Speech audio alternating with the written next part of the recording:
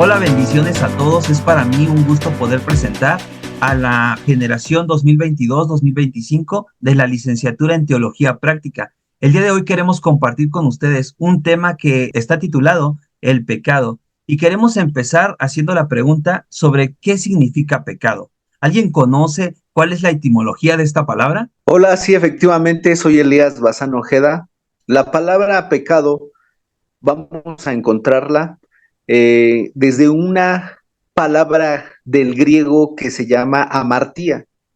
Esta palabra amartía significa no estar conforme. Entonces, cuando encontramos el pecado, es prácticamente estar no conforme con la ley de Dios. Esto lo podemos encontrar en la obra de teología sistemática de un teólogo estadounidense, Lacey, pero también podemos encontrar la definición en un diccionario bíblico, por ejemplo, de este autor, W. W. Reint, que él define el pecado como estar en contra de la ley de Dios. Entonces, pues, en pocas palabras, es ir en contra de lo establecido de Dios. ¿Cómo ven, chicos? Pues me parece muy importante esta definición porque ciertamente nos va a ayudar para dar apertura a todo lo que tenemos que decir sobre el pecado, ¿no? Obviamente es importante considerar la etimología para poder definir y comprender un poco acerca de esta palabra. Por ejemplo, podríamos centrarnos también en cuáles son las realidades del pecado. No sé si ustedes han pensado en eso. Sí, efectivamente, Sammy. Hay teorías que presentan erróneamente o le restan importancia al pecado y a su naturaleza. Podemos hablar del ateísmo que niega la existencia de Dios. Y al negar la existencia de Dios, pues ellos no pecan, ¿verdad? Porque no creen en Dios, porque se peca solamente contra Dios. También podemos hablar del hedonismo que procede de una raíz que significa placer. Por lo tanto, pues ellos tienen una tendencia general de pasar por alto el pecado y se disculpan con dichos como errar es humano, lo que es natural es hermoso y lo que es hermoso es bueno. Así también, bueno, pues está la ciencia cristiana que niega la realidad del pecado. El pecado no es algo positivo, sino simplemente, pues, la ausencia de lo bueno. Pues es lo que podemos decir, ¿verdad? En lo que comentas, Sammy. Me imagino que debe haber también otros grupos que hablen al respecto de o que tengan su propia postura, ¿no? Así es. Muy bien, pues también encontramos en este sentido para poder entender sobre el pecado, de dónde viene, cuál será su origen.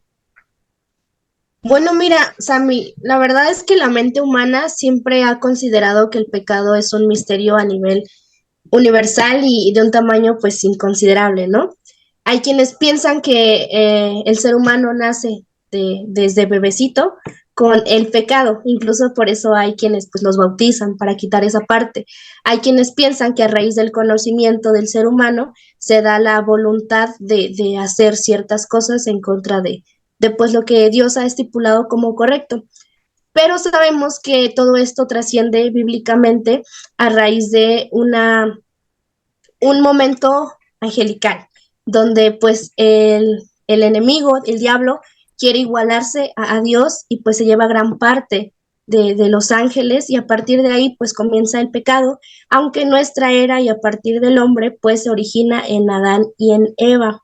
Esto lo podemos ver también, si gustan por ahí buscarlo, en Romanos 5:12, que ahí dice que nosotros, pues, por cuanto el primer hombre pecó, pues nosotros también somos pecadores y esto trae, pues, bastantes consecuencias y pues nos aparta de la presencia de Dios, transgrede nuestra vida, cambia totalmente nuestra manera de ver las cosas y conocemos lo que es la vergüenza delante de Dios.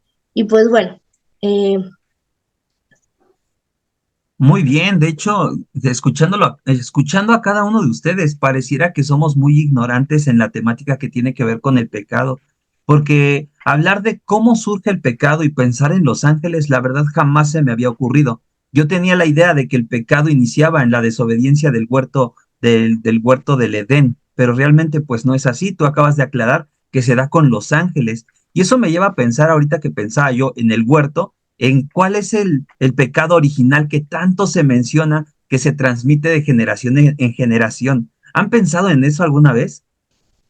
Sam, tomando en cuenta lo que, bueno, han dicho los compañeros y lo que comentas, fíjate que estaba recordando sobre el pecado original y hay un teólogo que se llama, no sé si lo pronuncio bien, Edwin Berkov, Berkov creo es el apellido, y él, bueno, en el nombre es Peccatum Originali, pero, perdona, no lo pronuncio bien, pero él lo ve como la condición, sí, de cómo los hombres nacen desde ahí.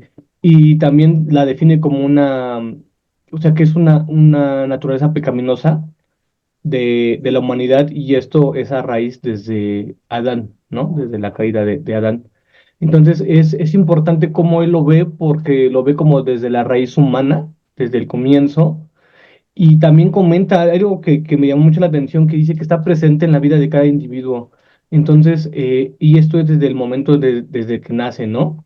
Esto hablando una vez que Adán, ¿no? Causa esto. Entonces, esa parte que él da, también hay una aclaración que me llama mucho la atención que él da, que dice, y creo que esto va a complementar un poquito con lo que dijo Sara, porque igual cuando digo esto, todos como que, ¿qué pasó, no? Dice él aclara, ¿no? Que el hombre no nació o no inició pecador, ¿no? Y se refiere a que estaría mal que dijéramos porque Dios creó el hombre, ¿no? Que Dios creó al hombre pecador, ¿no? Hace esa aclaración. Y hay de verdad varias posturas, pero creo que esta es muy, muy importante sobre este pecado original. Así es, ¿no? Yo de hecho había leído que el pecado original se transmite a través de, de la intimidad en esa semilla seminal, ¿no? A través del semen, ya va ahí incluido el pecado original. Digo, podemos ser de alguna manera también un poco faltos de entendimiento en esta cuestión del pecado, pero aporta mucho lo que tú mencionas, ¿no? Y la postura de Berkov al querer explicar esto, ciertamente nos abre el entendimiento, pero también nos lleva a considerar algunas otras teorías filosóficas, ¿no? ¿Alguien sabe qué han dicho los filósofos al respecto? Así es, a mí. Bueno, pues de hecho, hablar acerca de teorías filosóficas, ¿verdad? Pues nos daría hasta para un foro completo, porque es un tema bastante amplio que se ha investigado por mucho tiempo. En este caso, a mí me gustaría, por ejemplo, compartirte de algunos que siguiendo esta misma línea con Luis Berkov, pues él nos comparte, ¿no? El primero de ellos es el dualismo. El dualismo nace justamente desde la cúspide de la filosofía griega y es adoptada muy temprano por la iglesia primitiva. El dualismo presupone la existencia del principio eterno del mal o del pecado. En este sentido, pues, desde una cosmovisión cristiana, pues, no podría ser aceptado porque implica que existe algo también eterno, al igual que Dios. Por lo tanto, escapa de su voluntad. El segundo de ellos es el pecado como únicamente privación. Y para este punto, algunos filósofos como Leibniz van a mirar el pecado y van a mirar el mundo a nuestro alrededor. Y entonces, para ellos, el mundo en el que vivimos no puede ser más perfecto. ¿Por qué? Porque el pecado solamente nos lleva a la privación. Entonces, es inevitable para el ser humano pecar. Entonces, pues, como para qué te agobias, ¿no? De pecar, cuando es algo inevitable. Sin embargo, desde la visión bíblica, ¿verdad? Nosotros vamos a encontrar que el pecado es una oposición activa contra Dios y una transgresión positiva a su ley. Es decir, esto va a constituir culpabilidad. ¿Por qué? Porque nosotros no podemos desligar el concepto del pecado de lo que significa la voluntad de Dios, ¿no? Entonces, desde un principio nosotros tenemos que comprender que pecado y voluntad de Dios siempre van a estar contrapuestas. Me llama mucho la atención que Pelagio va a mirar esta postura y él lo va a asimilar desde una visión en la cual el hombre nace con la voluntad de hacer solamente lo bueno. Sin embargo, él lleva el libre albedrío a un extremo donde si nosotros pecamos o si nosotros hacemos el mal, es simplemente porque tenemos la voluntad libre de poder hacerlo. Entonces, me llama mucho la parte, pero hay muchas más que son muy interesantes. Así es, ¿no? Yo creo que entre todas esas fuentes siempre vamos a ir sumando en el entendimiento del pecado, ¿no? ¿Alguien más quisiera comentar algo acerca de las teorías existentes? Bueno, mira, Samuel, hay tres teólogos también que hablan y tienen tres posturas diferentes, aunque Arminio en cierta manera concuerda mucho con Juan Wesley, o más bien Juan Wesley con Arminio. El primero de ellos, la primera postura, es el calvinismo, de parte de Juan Calvino, que vivió en el siglo XV, y él comenta o establece que el pecado, ¿verdad? La naturaleza pecadora pasó al hombre después de la caída y que el efecto fue de manera mortal y su entendimiento del hombre quedó entenebrecido, con un corazón endurecido, no solamente su corazón, sino también su voluntad y esclavizado. Por lo tanto, está muerto espiritualmente y nada puede hacer por su salvación. O sea, no puede escoger su salvación y es Dios quien busca al hombre para poderlo restaurar, para que pueda ser salvo. Y también comenta que, o también se dice que Juan Calvino dice que Dios es la causa del pecado y de la maldad y que Él ha decidido antes de la creación y antes de la caída qué seres humanos creados estaban para la salvación y qué otros para la condenación. Arminio también en el siglo XV y XVI, ¿verdad? Dio su postura que se conoce como arminianismo y entiende que el pecado pasó al resto también de la humanidad, pero que no le afectó de manera total o fatal, como lo mencionaba Calvino, y este conservó la habilidad de buscar y escoger a Dios para salvarse. Juan Wesley, más tarde, ahí por el año 1730, 40, sí, él da la declaración divina de la predestinación, y es que todo aquel que cree en Cristo y los méritos de su cruz recibe la salvación eterna. ¿Sí? El ser humano está completamente depravado hasta que la gracia de Dios despierta en su corazón a través del Espíritu Santo. La salvación completamente hace la obra de Dios en el ser humano y el ser humano no tiene ningún mérito. El mérito, o por decirlo así, la única participación que puede tener el ser humano es decir, sí, Señor, te acepto, te reconozco, ¿verdad? La salvación completamente es obra de Dios y entonces el hombre queda, no tiene, ya lo comenté, no tiene ningún mérito, ¿verdad? Todo lo realizó Dios a través de Jesucristo y el ser humano tiene la libertad de decidir escoger a Dios o no. Y aún los creyentes también pueden escoger rechazarlo y negar la fe. Entonces son esas tres posturas que están ahí establecidas, ¿verdad? Entonces, creo que a través de estas tres podemos darnos cuenta, ¿verdad?, de una teología aceptable. Así es, y mira qué interesante lo que mencionas, Jorge, porque viene a complementar lo que en este caso Pablo dijo hace un momento. Digo, tratando de que Pablo habló desde la parte griega y filosófica, y tú vienes al tiempo de la Reforma, pero también debemos considerar cuál es la postura de la Iglesia romana, ¿no? Eso también es importante a mencionar. Así es, a mí. Es muy importante ya que debido a todo tipo de corrientes, los católicos romanos de aquel entonces, debido a la reforma cristiana que surgió, tuvieron la necesidad de reunirse en uno de sus concilios en Trento, Italia, en el siglo XV, en el cual delinearon ciertas conocimientos o ciertas enseñanzas de ellos o doctrinas, y una de ellas fue la del pecado. Y para ellos el pecado tiene que ver con la conciencia y la voluntad. Pero dicen ellos también que las disposiciones y hábitos son contrarios a la voluntad de Dios, no son de carácter pecaminoso. Pero la concupiscencia interna se dice que no es en sí pecado, solamente es el detonante o causa para pecar. También ellos dicen que la descendencia de Adán carece de toda justicia original, pero que esto no es necesario en la vida del ser humano. A raíz de todo esto, ellos empezaron a hablar y a entender y dijeron, bueno, que el pecado original se elimina con el bautismo de los infantes y hacen distinción entre pecados, o los ponen por grados, veniales, mortales, y esto da como resultado el sistema sacramental, en los cuales solo la iglesia influye o comunica la gracia a través de la intercesión. Entonces es bien importante todo esto y todas estas posturas, pero a grandes rasgos esa es la postura de la iglesia católica. Qué importante es lo que nos comparte el hermano Isaías, es muy interesante también verlo desde diferentes posturas.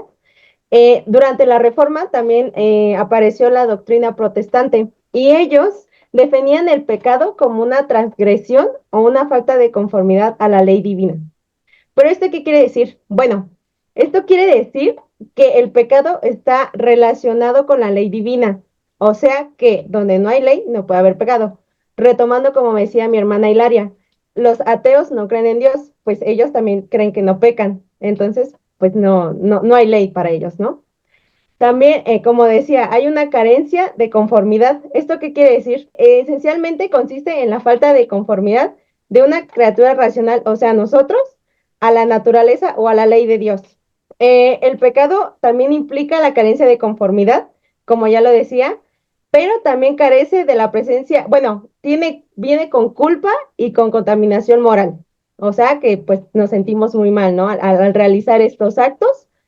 Y el pecado, en esta idea, en esta doctrina, se considera como un mal específico, o sea, es específicamente pecar contra Dios, a diferencia de otras formas quizás que podamos conocer como pecar. Sí, pues no solamente se trata de una falla, sino en el caso de nuestra construcción teológica, se trata precisamente de fallarle a Dios, ¿no? Y entonces eso nos tiene que llevar a pensar de alguna manera en cuáles son los efectos que el pecado tiene sobre la humanidad. Es bien interesante esto que comentas, Sammy, de los efectos, porque creo que es parte de la fe de todo el ámbito cristiano y quien levante la mano, quien nunca haya escuchado esto en su iglesia, yo creo que no va a ser nadie, que el pecado de Adán no solo lo dañó a él, sino a toda la demás descendencia, o sea, a todo el resto del ser humano. Esto se ha hecho un punto normativo y me parece súper interesante porque Raúl comentaba la postura de Berkov, pero Hodge no lo hace de una manera completamente distinta, pero sí un poco similar. Y Hodge lo describe como tal que la pecaminosidad de aquel estado en que el hombre cayó consiste en la culpa del primer pecado de Adán, la ausencia de rectitud original y la corrupción de toda su naturaleza. Esto lo describe comúnmente con el nombre de pecado original. ¿Qué quiere decir esto? Que como consecuencia de esta corrupción original, los hombres están totalmente indispuestos, incapacitados y hechos totalmente para hacer el mal y opuestos completamente a hacer el bien. Ahora bien, en la Biblia nos relata en Génesis 1:27 o 26, no recuerdo el versículo específico, que el hombre fue hecho a imagen y semejanza de Dios. En ese entonces me parece súper interesante. Si nosotros queríamos saber cómo era Dios, hacía solamente falta voltear a ver cómo era Adán y cómo era Eva, ya que estaban hechos a la imagen y semejanza de Dios. Sin embargo, entra el pecado, daña esta semejanza, pero es aún más sorprendente y glorioso cómo Jesús viene a restituirlo haciéndose nuevamente el hombre. Y la dignidad de un hombre se va a definir por la semejanza de Dios. ¿Qué quiere decir esto? Que conforme nosotros más conocemos a Dios, nuestra semejanza se asimila más a la de Él. Y estas consecuencias de la posteridad de Adán ya pasan a segundo plano porque Jesús vino a restituir eso. Excelente, excelente. Fíjense qué interesante, ¿no? Y con esto llegamos al final de nuestro foro, pero no sin antes escuchar alguna conclusión. ¿Alguno de ustedes quiere dar una conclusión para que nuestros oyentes se queden con eso? Yo, Sammy, la verdad es que, chicos, estudiar el pecado sí nos llevaría bastante tiempo, pero por eso la teología resume el estudio del pecado como la disciplina amartiología. ¿Qué estudia la amartiología? Es la parte de la teología que se basa en la maldad, todo lo que tiene que ver con pecado. Entonces, W. Reint argumenta en su diccionario bíblico que estudiar el pecado en su origen, en sus consecuencias, parafraseando lo que dice, nos vamos a dar de topes.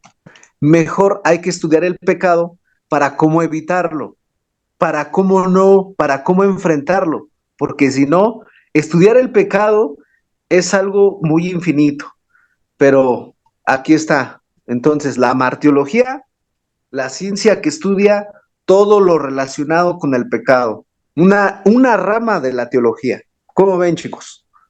No, pues está excelente porque acabas de mencionar algo muy interesante. Una cosa es estudiar el pecado desde la parte teórica y otra cosa es abordar el pecado desde la parte práctica. Pero esa cuestión práctica yo creo que lo haremos en otro foro. Vamos a despedirnos, que Dios les bendiga a todos los que nos escucharon. Espero que les haya gustado este foro y reciban un abrazo de todos los que estamos aquí, la generación 2022-2025. Nos vemos en la próxima.